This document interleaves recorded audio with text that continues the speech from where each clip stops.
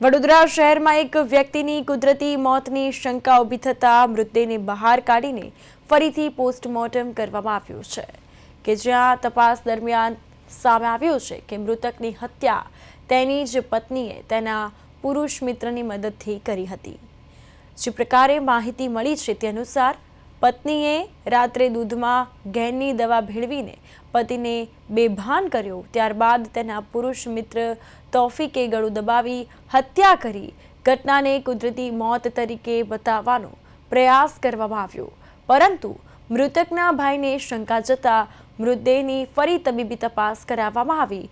પોસ્ટમોર્ટમમાં સ્પષ્ટ થયું કે મોત કુદરતી ન હતું, પરંતુ ગળું દબાવવાથી થયેલી હત્યા હતી। ડીસીપી ઝોન 2 મંજિતા વણઝારાએ ઘટના સંબંધી વિગતો આપી હતી। પોલીસે ઘટનામાં સામેલ મહિલાની ધરપકડ કરી, જ્યારે તેના પુરુષ મિત્ર તૌફીક અને તેના મિત્રની ધરપકડ હજુ બાકી છે।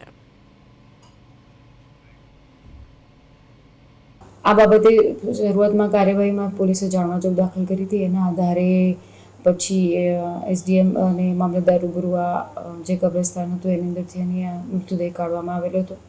મૃતદેહ કાઢી અને પેનલ ડૉક્ટર દ્વારા આનું પીએમ થયેલું। પીએમમાં આનું મૃત્યુ કુદરતી મૃત્યુ નથી એવી રીતના જાણકારી